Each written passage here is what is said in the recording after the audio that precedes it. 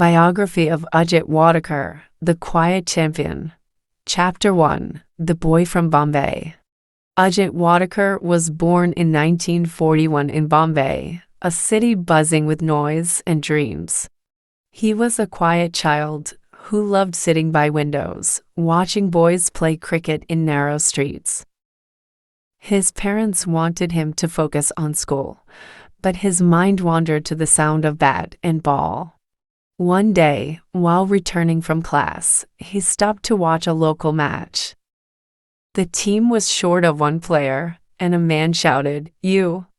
Come play." Nervous but excited, Ajit picked up the bat. The first ball hit his pads, the second ball went straight through the air for 4 runs. Everyone clapped. That small moment changed his life. From then on, Ajit played every evening, sometimes skipping meals, just to bowl or bat under the streetlights. His mother often scolded him, "You'll ruin your shoes again." But he didn't care. In school matches, he stood firm while others lost patience. Once, when his team needed 10 runs in the last over, he stayed silent and focused. He hit the last ball calmly to the boundary, and his friends lifted him in joy. That day, he learned something important. Cricket rewards those who stay calm, not those who shout. Chapter 2: The Long Road to Success. As Ajit grew, his hunger for cricket became stronger. After college, he started playing for Bombay's local clubs. The grounds were dusty, and matches lasted long hours under the sun. He wasn't a power hitter, but his timing was magical. In one Ranji Trophy match, his team was in trouble. The pitch was rough, and fast bowlers were furious. Ajit took every ball quietly, tapping it with soft hands, letting time pass. When others panicked, he kept whispering to himself, one ball at a time. He scored a slow but steady century, and his captain hugged him after the match. That inning made selectors notice him. Another time, while traveling to a match by train, he lost his cricket shoes. Instead of panicking, he borrowed an old pair from a friend and still scored 50 runs. Teammates laughed and said, "Maybe those shoes bring luck." Slowly, his reputation spread. Ajit never lost focus, no matter the situation. When his name appeared in the newspaper for national selection, he didn't jump with excitement. He just folded the paper carefully, smiled, and went to practice, the same way he always did. Chapter 3: The Debut and the Doubt. Ajit made his debut for India in 1966 against the powerful West Indies team. On the morning of the match, the stadium was loud, the air thick with pressure. He stood quietly near the boundary, rubbing the ball in his palm, whispering a small prayer. Facing bowlers like Wes Hall was terrifying, but Ajit didn't show fear. The first few balls hit his body, and the crowd gasped. He straightened his helmet and smiled. Slowly, he began finding gaps, guiding the ball to safe places, collecting runs one by one. At the end of the day, he had scored a brave half-century.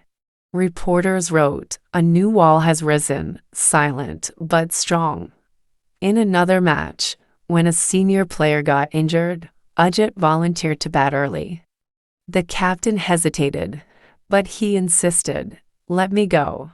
Someone has to." That innings saved India from collapse later. In the dressing room, he sat quietly eating a banana, while teammates praised him. When asked how he stayed calm, he said, "The bowler gets tired before I do." Everyone laughed, but they knew it was true. His patience was his weapon. Chapter 4: The Captain's Calm Storm. In 1971, Ajit was chosen as India's captain. Many were surprised. He wasn't loud or dramatic like others. But inside, he carried strong belief. His first big challenge came in the West Indies. The Indian team had never beaten them before. The players were nervous. Before the match, Ajit gathered everyone and said, "Forget who they are. Play the ball, not the name." On the field, he guided bowlers quietly, moving fielders with small hand gestures. During a tense moment, when a batsman hit 3 boundaries in a row, Ajit simply walked up to his bowler and said softly, "Don't look at the scoreboard. Look at the next ball." The bowler took a wicket on the next delivery. The team erupted in joy.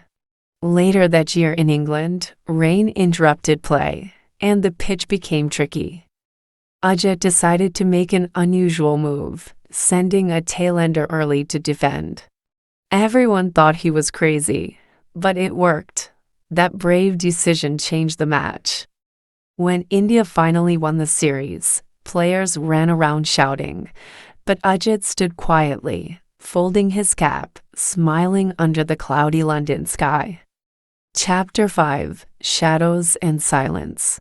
After the historic wins, pressure followed. People now expected miracles every time. In 1974, India toured England again, but nothing went right. Batsmen struggled, bowlers looked tired, and critics grew harsh. One morning, after a painful loss, Ajit sat alone in the dressing room, staring at his gloves. A young player asked softly, "Are we that bad?" Ajit smiled faintly and said, "No, son. Sometimes the ball just doesn't listen." He never blamed anyone. During another match, when a fielder dropped a simple catch, Ajit walked up and said, "Forget it. There's always another chance." But that series broke him inside. When India returned home, newspapers criticized his captaincy. Without arguing, Ajit packed his cricket bag and decided it was time to move on. He quietly walked away from the limelight, not bitter, not defeated, just peaceful. For him, cricket was never about fame, it was about the game itself. Chapter 6: The Man Who Never Shouted. After leaving the pitch, Ajit stayed close to cricket. He became a mentor, sometimes visiting small grounds where young players practiced. Once, a nervous boy missed 3 balls in a row and almost cried. Ajit walked to him, picked up the bat, and said, "Do you know why you missed? You forgot to breathe." The boy laughed, and so did Ajit. That was his magic, teaching through calmness. He helped new players understand patience and balance, often without long speeches. People still remember seeing him at Wankhede Stadium, sitting quietly in the stands, watching every match with the same soft smile. Even in his last years, he remained that same boy from Bombay who believed in timing over temper. Ajit Wadekar never raised his voice, yet his silence told the world that true strength doesn't shout, it simply stands firm, ball after ball, day after day. Did you enjoy this story and learn some new English words? If yes, please like the video, share it with your friends, and subscribe to Glorious English, where we learn English through real, emotional stories every day.